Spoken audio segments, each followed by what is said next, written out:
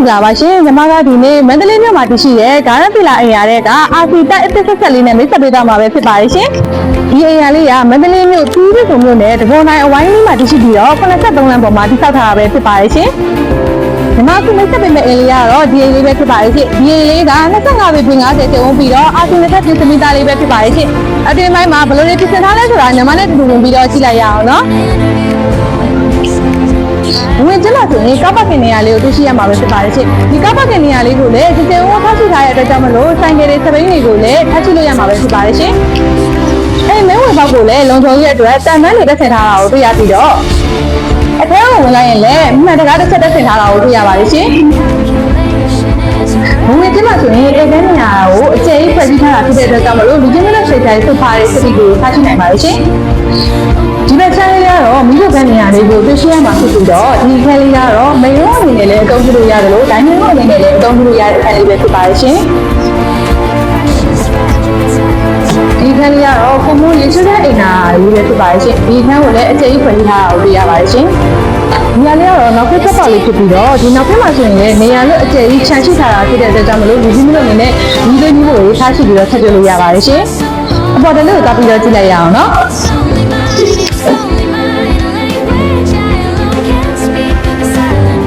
ဒီရတဲ့မှာဆိုရင်ပထမဆုံးတရားတဲ့နေရာလေးကတော့ဒီအေကဲနေရာလေးဖြစ်ပြီးတော့အေကဲအနေနဲ့လည်းအသုံးပြုလို့ရတယ်လို့ဖျားကအနေနဲ့လည်းအသုံးပြုလို့ရတဲ့နေရာလေးပဲဖြစ်ပါရဲ့ရှင်ဒီဘက်မှာဆိုရင်လည်းဝေယနာလေးတစ်ခုပါရှိတဲ့အတွက်ကြောင့်မလို့အလေးရမယ်လေကောင်းနေတဲ့ကောက်ကောက်ရရှိတဲ့နေရာလေးပဲဖြစ်ပါရဲ့ရှင်ဒါလေးကတော့မဆာဘရွန်လေးပဲဖြစ်ပါရဲ့ရှင်ဒီမဆာဘရွန်လေးကအလေးရကောက်ကောက်ရရှိတဲ့အခန်းလေးဖြစ်ပြီးတော့အဲကွန်ထရိုးတက်ပြင်ထားတာကိုလည်းတွေ့ရှိရပါတယ်ရှင်ဒါလေးကတော့ကျန်ဝန်းနဲ့ရွှေတဲ့အင်္ဂါလေးပဲဖြစ်ပါရဲ့ရှင်။ဒီဘက်ထန်းလေးကိုပတ်ပြီးတော့ကြည့်လိုက်ရအောင်နော်။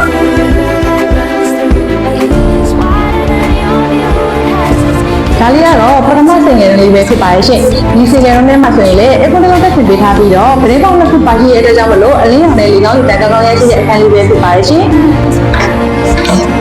ဒါလေးကတော့ဒုတိယနဲ့စင်ငယ်ဘက်လုံးလေးပဲဖြစ်ပါရှင်။ဒီစင်ငယ်ဘက်လုံးလေးကလည်းဒီစင်ငယ်လုံးနေတဲ့အတိုင်းပဲအကွန်ထရိုးတက်ပြင်ပေးထားတာကိုသိရှိရပါတယ်ရှင်။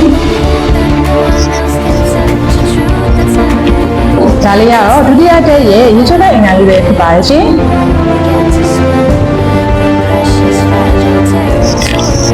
ညီမနဲ့လေးပေါ်ဆုံးတက်လေးကိုတက်ပြီးတော့ကြည့်လိုက်ရအောင်နော်။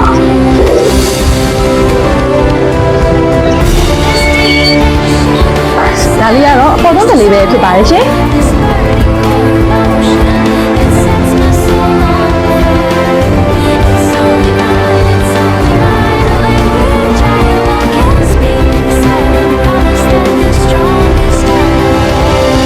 ဒီလေးကိုအကျဉ်းချုပ်ပြင်းနဲ့ပြသပေးရမယ်ဆိုရင်ဒီလေးကဂါရပီလာအရာဝင်းအတွင်းမှာတရှိပြီးတော့25ပေ50ကျုံနဲ့အာဆင်နယ်တက်စမီတာလေးပဲဖြစ်ပါရဲ့ရှင်အတွင်းပိုင်းမှာဆိုရင်လည်းမဆာဘရွန်တခန်းစီတယ်ဘရွန်တစ်ခါပါဝင်ပြီးတော့မေရွန်တစ်ခါပါဝင်သွားမှာပဲဖြစ်ပါရဲ့ရှင်ဒီလေးကိုရောင်းချပေးမယ်စီးနှုန်းလေးကတော့7,900ကျပ်တိဖြစ်ပြီးတော့ဂရမ်မီပေါက်ကိုယ်တိုင်ရောင်းချပေးသွားမှာပဲဖြစ်ပါရဲ့ရှင်